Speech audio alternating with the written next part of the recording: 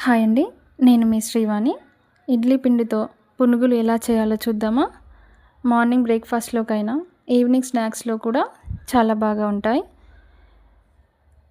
ఇడ్లీ పిండి ఒక కప్పు తీసుకున్నాను. అదే కప్పుతో మైదా పిండి కూడా తీసుకున్నాను. చిన్నగా కట్ చేసుకున్న ఉల్లిపాయలు, కొంచెం కొత్తిమీర, చిన్న ముక్కలుగా కట్ చేసుకున్న పచ్చిమిర్చి, రుచికి సరిపడ ఉప్పు, కొద్దిగా జీలకర్ర కూడా వేసుకొని అన్నీ బాగా కలుపుకోవాలి. ఇక్కడ స్పూన్‌తో కలపడం రావట్లేదండి. చేత్తో కలిపితేనే అన్నీ కూడా బాగా కలుస్తాయి. ఇడ్లీ పిండి ఎలాగో లూజ్‌గానే ఉంటది కాబట్టి చూసుకొని కలుపుకోవాలి. ఇక్కడ నాకు చిన్న గ్లాస్‌తో 2 గ్లాసుల వాటర్ వేసుకొని మంచిగా కలుపుకున్నాను.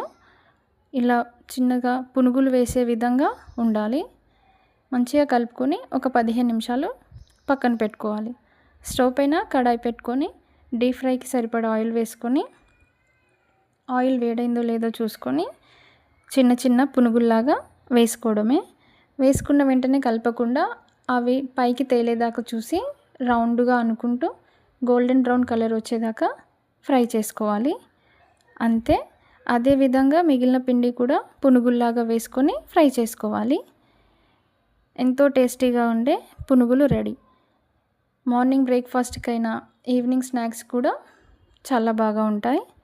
పల్లీ చట్నీతో అయినా, అల్లం చట్నీతో అయినా సర్వ్ చేసుకొని తింటే సూపర్‌గా ఉంటాయి. నా వీడియో గనుక మీకు నచ్చినట్లయితే like, share, comment and subscribe. Thank you for watching.